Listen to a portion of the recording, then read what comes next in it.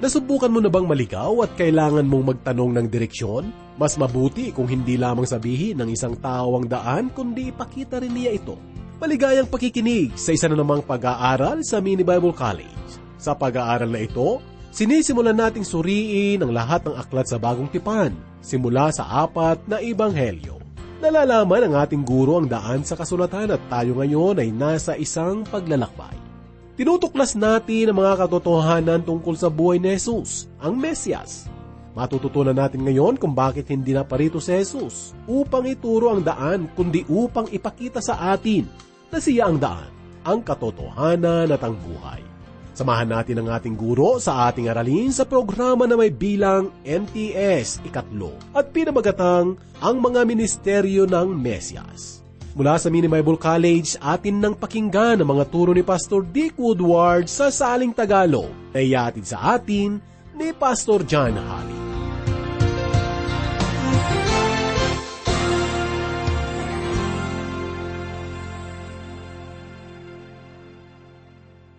Mga giliw naming tagapakinig, tayo po'y patuloy na mag-aral ng salita ng Diyos at nawa ang puso po natin ay patuloy na handa para po sa paglago tungkol sa karunungan sa Kanya.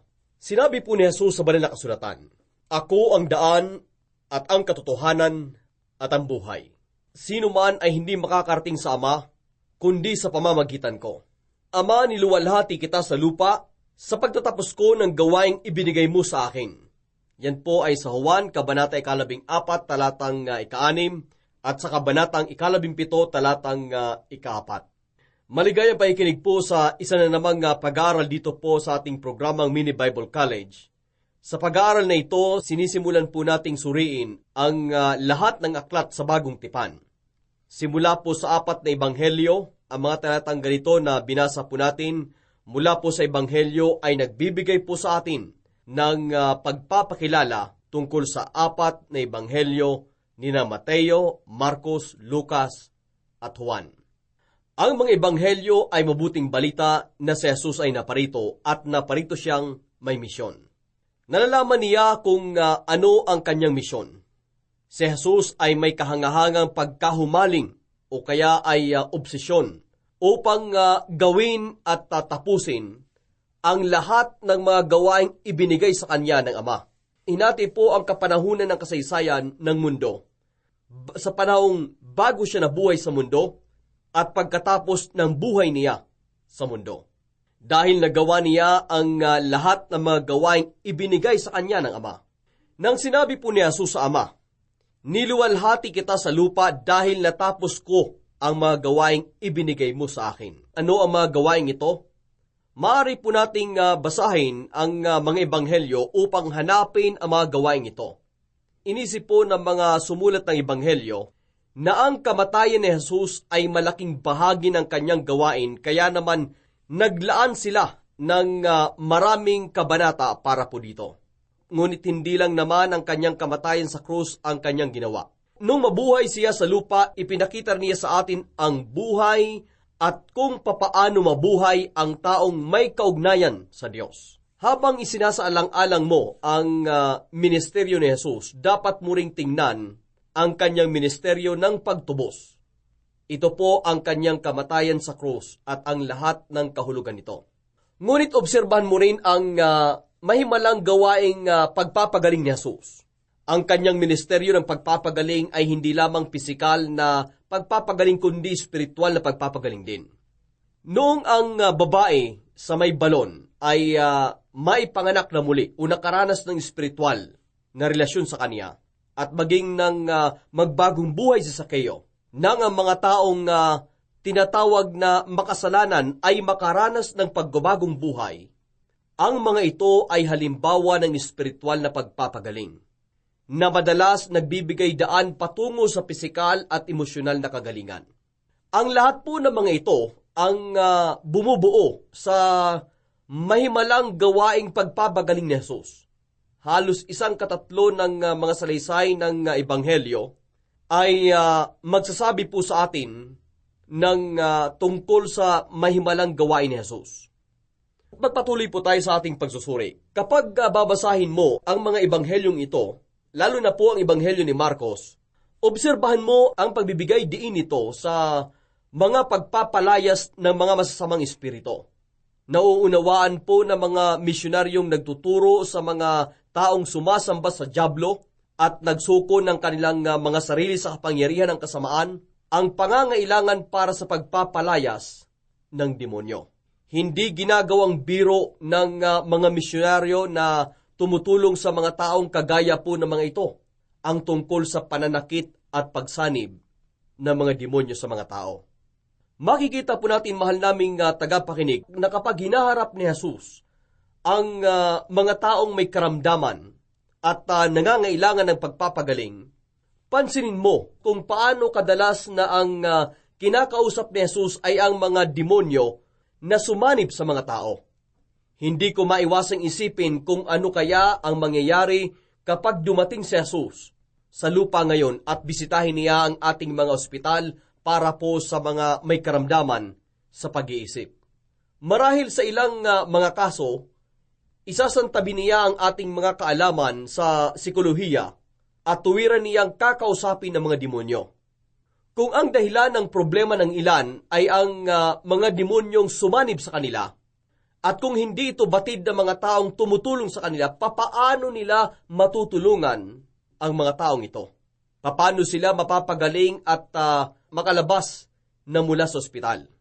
Sa mga ebanghelyo, lalo na sa ebanghelyo ni Marcos, obserbahan mo, kaibigan, ang pagbibigay diin sa mga ministeryo ni Jesus sa mga sinasaniban ng demonyo.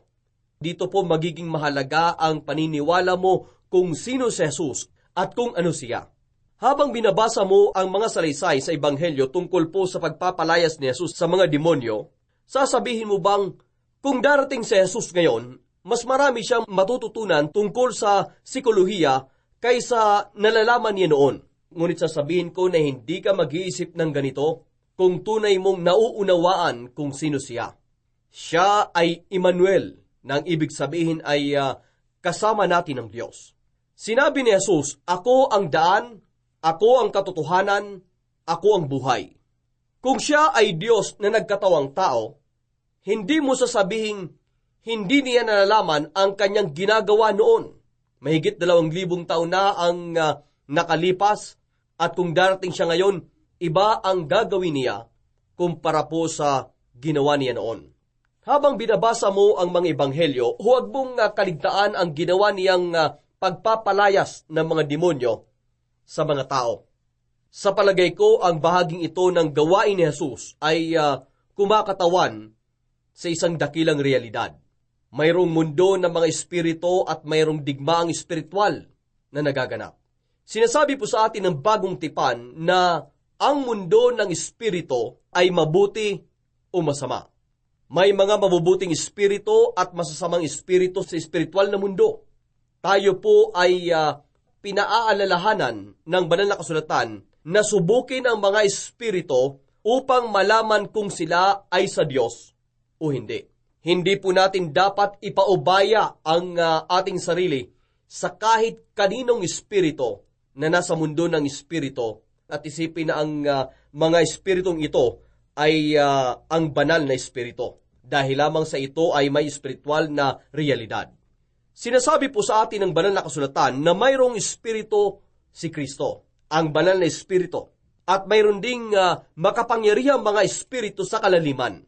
Obserbahan mo ang katotohanan ito habang binabasa mo ang mahimalang ministeryo ni Jesus. Sa ating gawain o kultura, gumagamit tayo ng tranquilisador upang kontrolin ang mga may sakit sa pag-iisip. Si Jesus ay nahahabag sa mga taong tinatawag nating mga baliw. Gaya po ng mga taong walang kasuotan at hindi kayang mapigilan ng mga tao sa kapanahunan po ni Jesus. Naglaan ng oras si Jesus para samahan sila. Hindi po natin alam kung ano ang kanyang ginawa o kung paano niya ito ginawa. Ngunit nakita nilang ang taong ito ay nakadabit na. Matino na ang kanyang pag-iisip at nakaupo siya sa paanan ni Jesus. Mga mahal naming tagapakinig, nais kong magbahagi ng isa sa aking mga naging karanasan. Ako po ay nagkaroon ng pagkakataong magtrabaho sa isang ospital ng mga may karamdaman sa pag-iisip. May mga sandali na iniisip kong handa kong gawin ang lahat ng malaman ko lamang kung papaano pinagaling ni Jesus ang mga taong may sakit sa pag-iisip. Kung isa po sa inyong mga kapamilya o isang taong mahal mo ang may sakit sa pag-iisip, ano kaya ang ibibigay mo kapalit ng kanyang paggaling? Ito po ay napakahalagang bahagi ng gawaing pagpapagaling ni Jesus. Magpatuloy po tayo. May iba pa mga dakilang gawain sa Jesus na ibinigay sa kanya ng Ama. Ang ginawa niya sa magandang paraan. Nariyan ang kanyang gawain o ministeryo ng pagtubos. Nandiyan din ang kanyang gawain ng pagbabagong buhay. Ang ibig pong sabihin ng pagbabagong buhay ay muling pagbuo sa isang tao anuman ang kanyang suliranin. Obserban mo rin ang kanyang gawain ng pagtuturo. Sa ating sesyon ngayon, nais kong mag-focus sa ministeryong ito ni Jesus. Sinabi po ni Jesus, "Ako ang daan." Ang proklamasyong ito ay tumutukoy po sa kanyang kamatayan sa krus, ang kanyang ministeryo ng pagtubos. Nang sinabi ni Jesus, "Ako ang buhay," ito po ay tumutukoy sa kanyang ministeryo ng pagbabagong buhay. Ang muling pagbuo sa mga tao at pagtawag sa kanila upang mamuhay ayon sa ninanais ng Diyos. Obserbahan mo rin ang kanyang dakilang gawain ng pagpapahayag na siyang tatawagin nating ministeryo niya ng pagtuturo. Isang katatlo ng mga ebanghelyo ay magsasabi po sa atin tungkol sa mga bagay na sinabi ni Jesus. Inilalarawan po ng mga ebanghelyo kung sino si Jesus. Sinasabi po sa atin ng mga ebanghelyo na ang lahat tungkol kay Jesus ay salita mula sa Diyos para sa atin. Isang pahayag ng Diyos para po sa atin. Lahat ng ginawa ni Jesus na inilarawan sa mga ebanghelyo ay magsasabing iyan ay pahayag mula sa Diyos para sa iyo. Sinasabi po ng mga ebanghelyo na lahat ng sinabi ni Jesus ay pahayag ng Diyos para po sa atin. Sinabi ni Jesus, "Ako ang daan, ako ang buhay," ngunit sinabi rin niya, "Ako ang katotohanan." Ngayon sa ating pagpapatuloy, heto ang isa sa mga dakilang bagay tungkol po sa katuruan ni Jesus. Ngunit ang tanong ko po'y, nagkaroon ka na ba ng guro na hinayaan kang bumagsak? Lalong-lalo na ang guro sa mga mabubuting asal, moralidad o relihiyon? Wala pang tao ang nagkaroon ng perpektong guro. Isang katang-isip labang ang isiping hindi ka hayaang bumagsak ng iyong guro. Di magtatagal at makikita mo ang lamat sa pagkatao ng iyong guro. At bilang resulta, ang ilang tao ay mawawala ng gana at sasabihin nila, "Hinding-hindi ko na pakikinggan ang anumang sasabihin ng gurong iyan." Kapag sumapit ka na sa mga turo ni Jesus, hindi ka niya hahayaang bumagsak. Lahat ng sinabi ni Jesus, lahat ng itinuro ni Jesus, ipinamuhay na ito ng ganap. Maaring sabihin ni Jesus, "Ako ang katotohanang itinuturo ko sa iyo. Ang katotohanang itinuturo ko ay ako. Kung gusto mong malaman kung ano ang totoong itinuturo ko, halika at sumama ka sa akin." Yan po ang maaaring sabihin ng Panginoon upang matutunan mo ang bagay na nais niyang ituro sa iyo. Nang makilala ni Jesus ang ilan sa mga apostol sa unang kabanata ng Ebanghelyo ayon kay Juan, umarap siya sa kanila at tinanong niya ang katagang ganito, "Ano ang gusto ninyo?" Ito po ay napakalalim na katanungan. Ang mga apostol ay hindi mga teologo o mga eskolar sa Biblia. Sila ay mga praktikal at determinadong manggagawa lamang. Kaya naman, ganito ang kanilang kasagutan. "Saan ka nakatira, guro? Wala kaming interes sa mga teolohiyang pinag-uusapan lamang.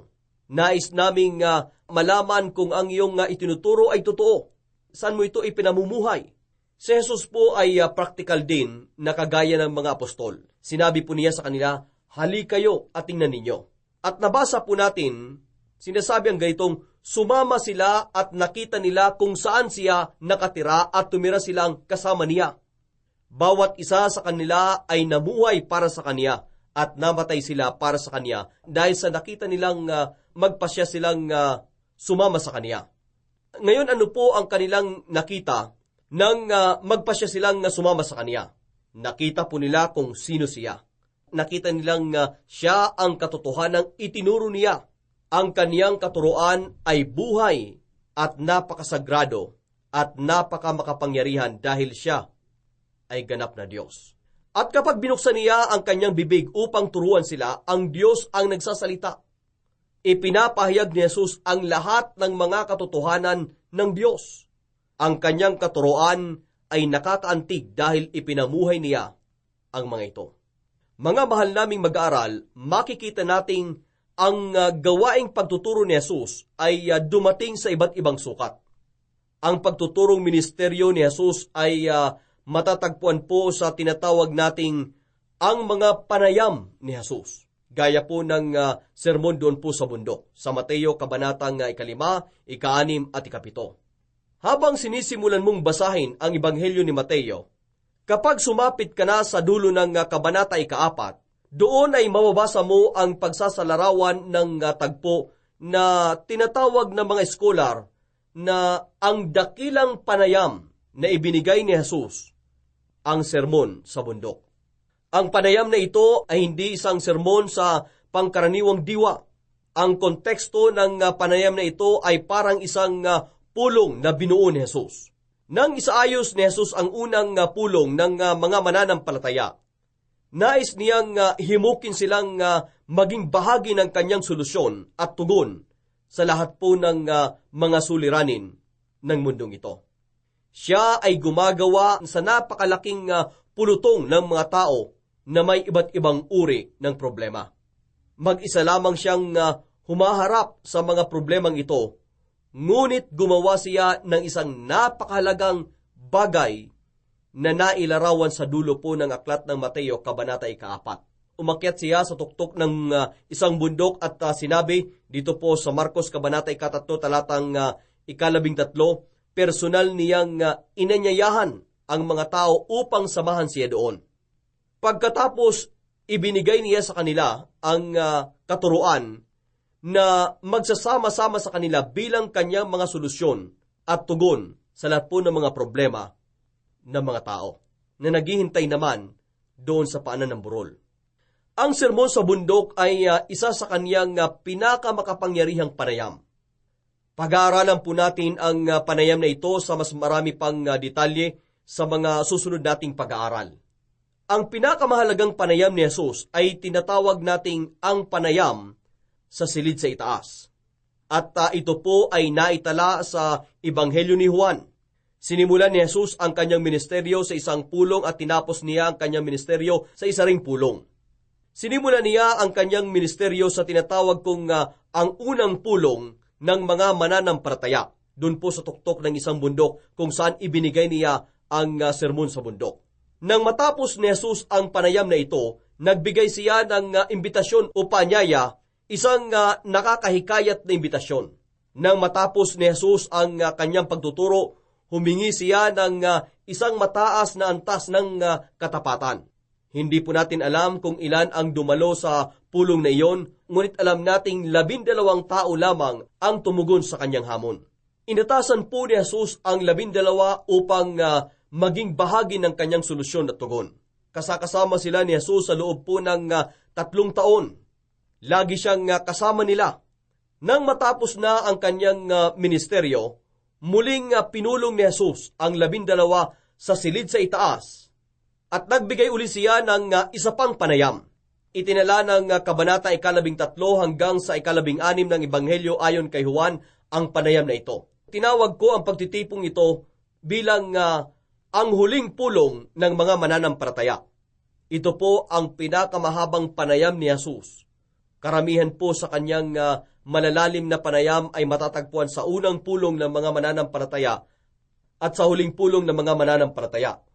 Yamang si Jesucristo ang pinakadakilang pahayag na ibinigay ng Diyos sa mundo. Ang mga turo ni Jesus, lalong-lalo na ang kanyang mga dakilang panayam, gaya po ng sermon sa bundok at panayam sa silid sa itaas, ang pinakadakila mga pahayag ng katotohanan ng Diyos na naibigay sa mundong ito. Hinihikayat ko kayo, mga mahal naming tagapakinig, na pag-aralan ang mga katuruang ito ni Jesus hanggang maunawaan at maipamuhay ninyo ang mga katotohanan ito sa inyong buhay. Sa atin pong pagpapatuloy, ang isa pang pangunahing panayam ni Jesus ay tatawagin nating ang panayam sa bundok ng Ulibo na naitala po sa aklat ng Mateo, kabanatang 24 at 25. Ang panayam sa bundok ng Ulibo ay hindi isang panayam o sermon, kundi isang dialogo o pag-uusap sa pagitan ni Jesus at ng kanyang mga apostol. Ang mga apostol ay nagtanong kay Jesus, marahil ay hinimok niya silang magtanong. Itinuro nila ang templo at tinanong nila, hindi ba ito isang napagandang istruktura? Pagkatapos ng salita si Jesus tungkol po sa hinaharap at mga propesya, sinabi niya, katotohanang sinasabi ko, walang matitira ni isang bato rito na nasa ibabaw ng isang bato na hindi ibabagsak. Tinanong nila ang ganito, sabihin mo sa amin, kailan mangyayari ang mga bagay na ito at ano ang tanda ng iyong pagdating at ng katapusan ng mundo? Bilang sagot sa mga tanong po nila, itinuro ni Jesus sa kanyang mga apostol ang sinasabi sa Mateo kabanatang 24 at sa buong kabanatang 25 na tinatawag na ang panayam sa bundok ng mga Ulibo. Ang panayam na ito ay tungkol po sa pangalawang pagdating ni Jesus. Bilang karagdagan sa mga turo po ni Jesus sa kanyang mga pangunahing panayam, makikita mo rin ang kanyang mga katuruan sa kanyang mga panayam na maaari nating tawaging di pangunahing mga panayam. Kung kasama ka namin sa aming pagsusuri sa Lumang Tipan, maalala mong mas mahaba ang sinulat na aklat ng mga pangunahing mga propeta. May sumulat ng 66 na kabanata, 52 kabanata, kaya ay 48 mga kabanata.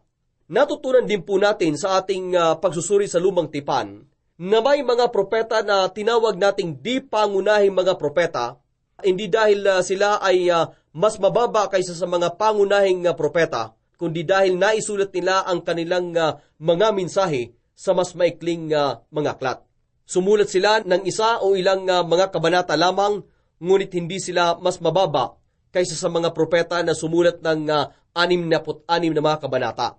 Ang mga di pangunahing propeta ay mas pinipili kaysa sa mga pangunahing propeta. Kung pipili ka ng tagapagsalita para sa pagtitipon sa umaga ng araw ng linggo, marahil mas pipiliin mo ang isang di pangunahing propeta kaysa sa isang pangunahing propeta dahil mas maikli ang kanilang mga sermon. Kaya naman, mga mahal naming tagapakinig, masasabi nating ang mga maikling mga panayam ni Jesus ay kasing halaga ng kanyang mga mahabang panayam. Ilan po sa mga dakilang turo ni Jesus ay nasa kanyang mga maikling sermon. Ang kanyang mga parabola, talinghaga at paghahalintulad. Ang ilan po sa mga malalalim na mga bagay ay sinasabi niya sa maikling mga pananalita lamang o isang talata lamang ng kasulatan. Ang ilan sa mga dakilang katuruan ni Jesus ay nagmula sa kanyang mga panayam. Bilang halimbawa, ang panayam sa silid sa itaas ay isang pag-uusap sa pagitan po ni Jesus at kanyang mga apostol.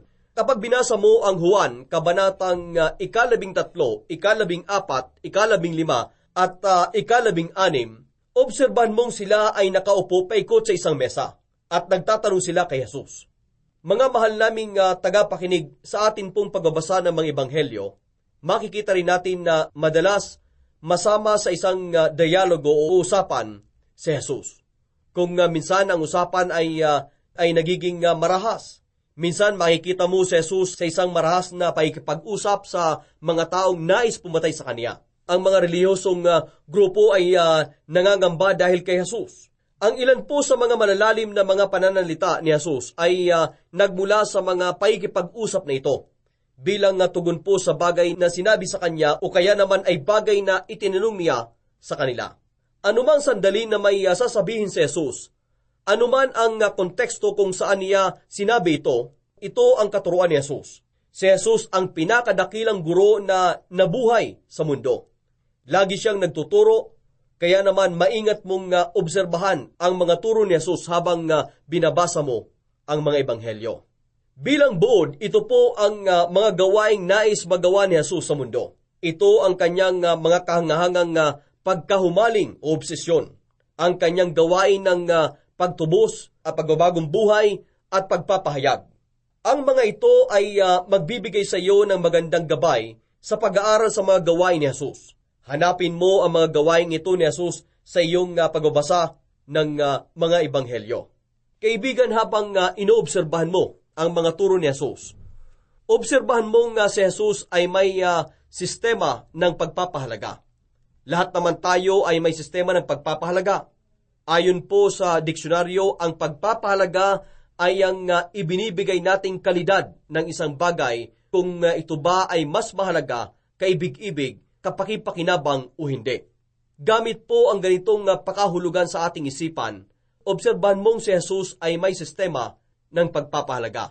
Palagian niyang ipinapakita sa atin sa pamamagitan po ng kanyang pagtuturo o bagay na kanyang sinabi o ginawa, o sa pamamagitan ng kanyang reaksyon sa isang tao na siya ay may pagpapahalaga. May isang salita na makikita sa Bagong Tipan na napakahalaga sa gawaing pagtuturo ni Jesus. Ito po ang salitang ipahayag. Ang salitang ipahayag ay salin ng dalawang salitang Griego. Ang salitang homo na ibig sabihin ay pareho, at ang salitang ligao na ang ibig sabihin ay magsalita. Ang kahulugan ng salitang homoligeo ay ipahayag. Kung ganon, ang ibig sabihin ng ipahayag ay magsabi ng parehong bagay, magsalita ng pareho. Ilagay natin na isang umaga ang iyong asawa ay naghain ng sunog na ulam. Nagalit ka at sa paglabas mo, padabog mong isinara ang pinto. Takot na takot ang iyong buong pamilya nang umalis ka. Habang papunta ka sa trabaho, naisip mo na mali ang ginawa mo. Kaya naman naisipan mong ipahayag ito sa Diyos. Sinabi mo sa Diyos, Ama, alam kong mali ako sa ginawa ko kanina sa aming bahay. Ngunit hindi mo rin ako masisisi dahil talaga namang mali ang aking asawa. Ipalagay po nating nagpatuloy ka sa ganitong kaisipan sa paikipag-usap mo sa Diyos. Masasabi ba nating ito ay isang uri ng pagpapahayag? Ang sagot po ay hindi. Ang pagpapahayag ay hindi pagmamatuwid sa sarili at pangangatwiran para sa sarili. Hindi rin ito pagsasabi sa Diyos na nalulungkot ka sa iyong ginawa lalo na kapag nahuli ka. Kaibigan, ang pagpapahayag ay ganito. Sasabihin mo sa Diyos, Diyos ko, ano ang masasabi mo tungkol sa ginawa ko?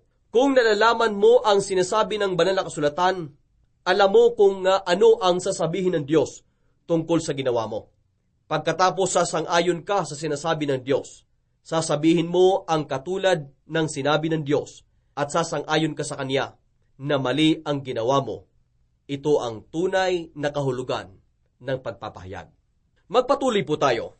Kung ang kahulugan ng salitang pagpapahayag ay ang pagsasabi sa Diyos na ikaw ay nagsisisi o nalulungkot, hindi ito magiging akma kapag sinasabi ng kasulatan, ipahayag mo si Jesus. Papaano mo sasabihin sa Diyos na ikaw ay nagsisisi o nalulungkot tungkol kay Jesus? Ano ang pakahulugan ng kasulatan kapag sinasabi nitong ipahayag mo si Jesucristo?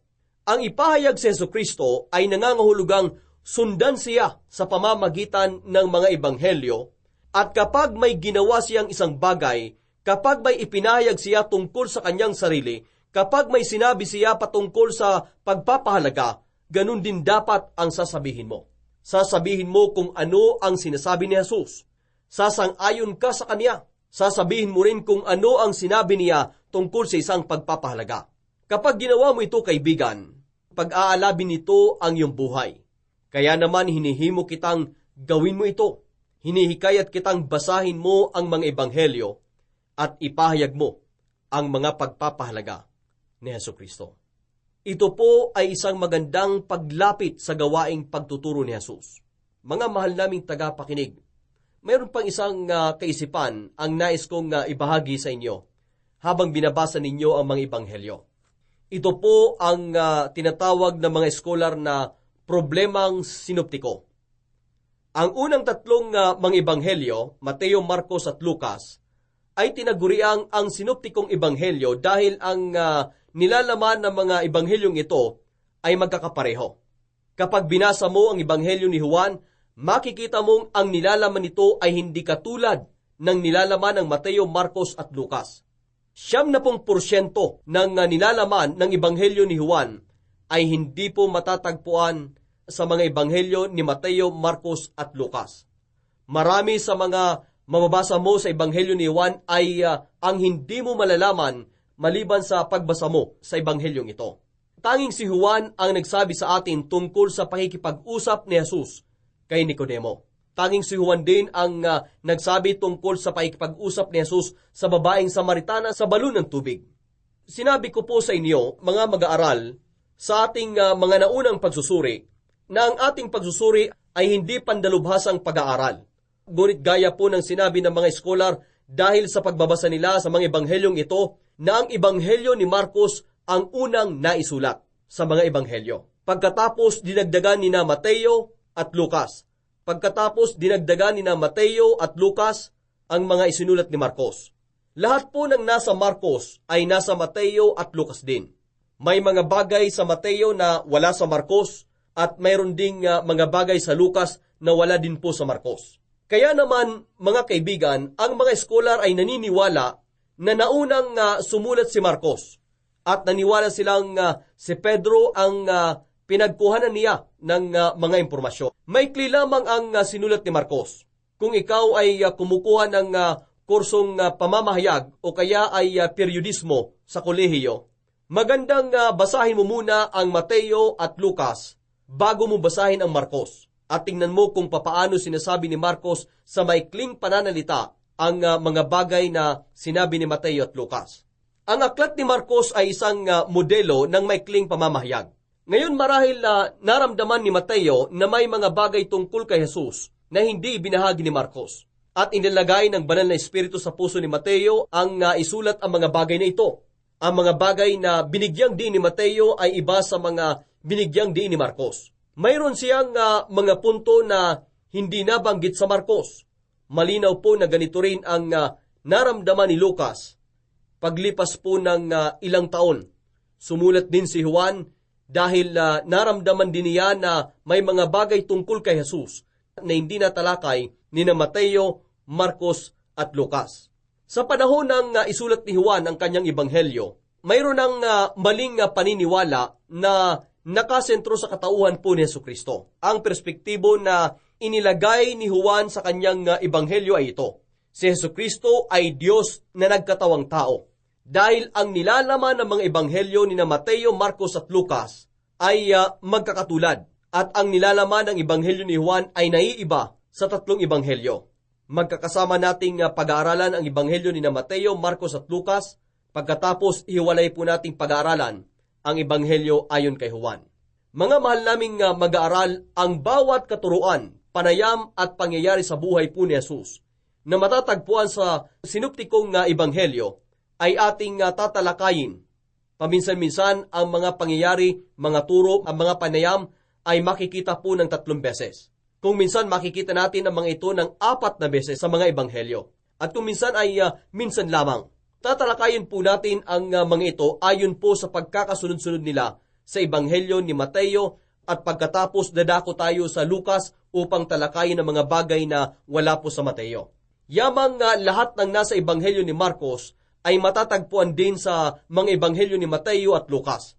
Matatalakay nating lahat ang tungkol sa sinoptikong mga ebanghelyo kapag sinuri na po natin ang Mateo at Lucas.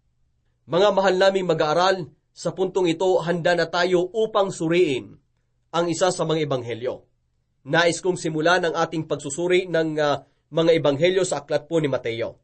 Sisimulan ko ang pagsusuri natin sa ebanghelyo sa pamamagitan po ng isang takdang aralin.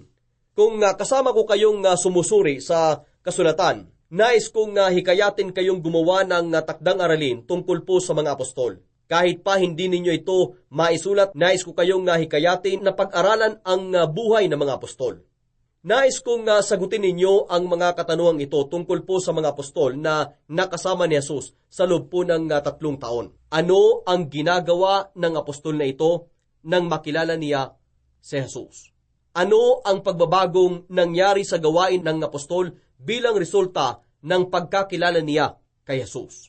Sa iyong sariling opinyon, bakit kaya pinili ni Jesus ang taong ito upang maging isa sa kanyang mga apostol o alagad? Kaibigan, kung sasagutin mo ang mga katanungang ito tungkol sa mga apostol, makakatuklas ka ng mga devosyonal na pagpapala. Habang nakikita mo kung papaano binabago ng pagkakilala kay Jesus ang buhay po ng 12 apostol. Mauunawaan mo rin kung papaano dapat mabago ang iyong buhay dahil sa pagkakilala mo kay Jesus. Ngayon habang binabasa mo ang bagong tipan, basahin mo ito ng may ganitong perspektibo. Ako ba ay tunay na naipanganak na muli? Nagbalik loob na ba talaga ako sa Diyos? Ako ba ay nakipagkasundo na sa Diyos? Habang nauunawaan ko ang buhay at ministeryo ni Jesus, ano ba talaga ang kabuluhan niya para sa akin? Kaibigan, hanapin mo ang iyong sarili sa bagong tipan habang binabasa mo ang mga ebanghelyo ni Mateo, Marcos, Lucas at Juan. At habang ginagawa mo ito, hingin mo sa Diyos na ibigay niya sa puso mo ang kaloob ng pananampalatayang nakakapagligtas. Kung ito ay hindi pa nangyari sa iyong buhay, kung ikaw naman ay ligtas na, hingin mo sa Diyos na palaguin niya ang iyong pananampalataya sa Kanya.